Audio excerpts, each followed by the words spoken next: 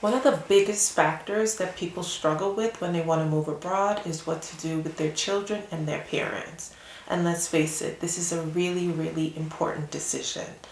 Many times they may have an ideal country, but they have to factor in distance in case of an emergency, and they have to travel back to the United States. So even though this country they select to expatriate to may not have what they want that's on their love list, they settle for it just because of practicality reasons. In case of an emergency and something happens to a family member, they want to be able to get back to the United States as quickly as possible, especially if they have elderly parents who have health complications.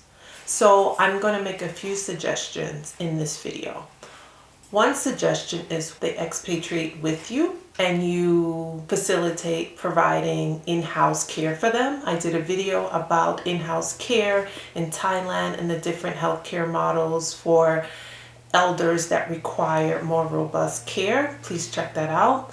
Number two, you can also enroll them in a nursing home facility in the country you decide to expatriate to. So let's look at the impact of this.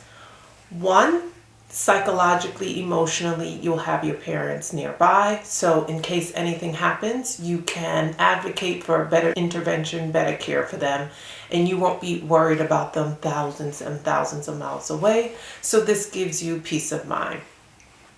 Number two, a big factor is that you won't have to deal with Medicaid eligibility. Most of these countries, I believe there's only 7 countries that do not have universal health care, the United States being one of them. The country you expatriate will likely have universal health care and a private insurance program that you could purchase for your parents to make sure that they have the care that they need as they age.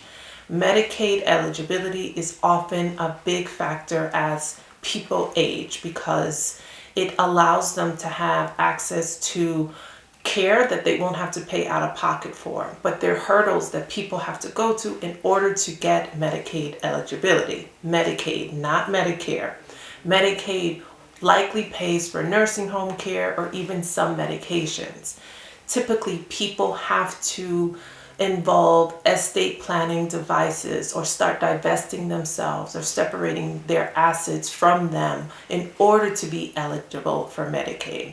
So in order to be eligible for Medicaid, it's a long-term plan because many states have a look-back period of 5 years. So even if a person used an estate plan, if they require nursing home care in the United States, within that 5-year window where they separated their assets from themselves, there'll likely be penalties and complications with getting that care. Also, as the child of elderly parents, you preserve your inheritance because Medicaid, if Medicaid decides that this parent has too many assets, they will likely use a form of lien or use those assets as collateral in exchange for care. So because of this diminishes your inheritance. So that's why it behooves you, it's prudent of you to really pay attention to this option to move them abroad because it allows you to inherit what your parents worked for without the hurdles and without dealing with the state and federal laws that put liens on elderly people's assets as collateral for care. Also, they likely have pensions and Social Security that can fund their care in said country. If a elderly person is enrolled in a nursing home care facility, they use the Social Security and the pension and whatever assets as collateral in order to pay for the nursing home care, which could be upwards $5,000 to $10,000, and it quickly diminishes a person's assets because the costs are exorbitant. A typical Tylenol in a pharmacy, a bottle of Tylenol is what, $8, $9? In a nursing home care facility, it can upwards of $30. In comparison, if this elderly person is in another country, healthcare is universal. it's nominal compared to the cost in the US. So it's more affordable and more accessible. My video regarding the comparison of prices of nursing homes in the US compared to Thailand, for instance, in-home care can be as low as $200 a month or $800 a month, which is affordable on a Social Security income compared to the US, where it's $5,000 to $10,000, and most people are not receiving $5,000 in Social Security income as it is. So this is also something that can help you consider. So what would you have to do to make this move if you're flirting with this idea? One, you will have to create an estate plan, which involves, a will, a trust, power of attorney, and healthcare directives for your parents. Well, they're going to have to create this.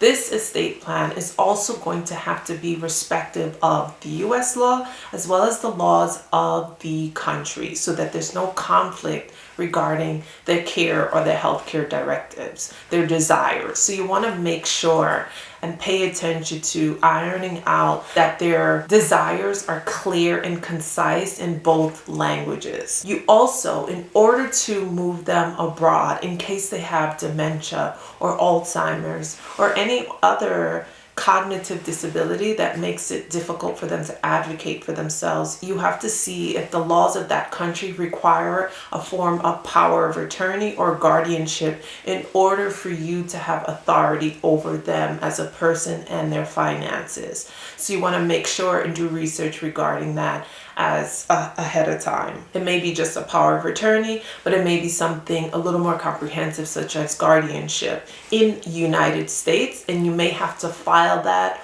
or apostille it in the other country as well. And it also probably will have to be translated. You also will have to apply for a retirement visa or a visa that they will be eligible for yourself as well as for them. If they do not meet the income required, most retirement visas have an income requirement that the retiree must be able to satisfy in order to be eligible to receive the visa. Let's say the income requirement is $1,000 a month. So you have to be able to show that this person is eligible for this visa. In the event that they're unable to meet that requirement, you may be able to apply for them as a dependent as you would a child. But you have to check the laws of that country to make sure that's something that can be done. Let me know your questions in the comments section regarding this. Are you struggling with your move abroad journey because of concern for parents or for children? Please let me know. I'm going to do a follow-up video about another country's nursing home facilities, not only for elderly people, but also for people with special needs. Many people have special needs children, and their child may be involved in a facility that offers them a sort of therapy, and they're wondering whether or not that therapy will be accessible in another country. So I'm going to do a video regarding the case study of a country that does offer those special needs services for viewers that are concerned about that.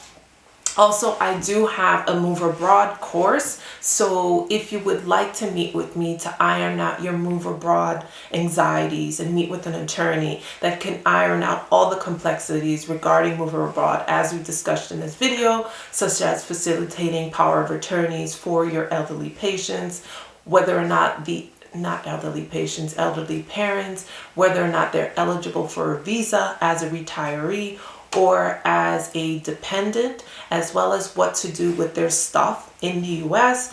What about Medicare? What about Medicaid? So we iron that out and we tailor a program that is reflective of your needs, because there's no one size fits all for any person who wants to leave the country.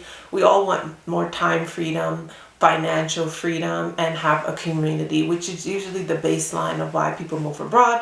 But we all have different things going on in our lives, which is why it's important that I cater a program for the specific needs that a person may struggle with. Let me know your thoughts. If you have any suggestions and questions regarding this topic, please let me know in the comment section, and I will see you next time. Bye-bye.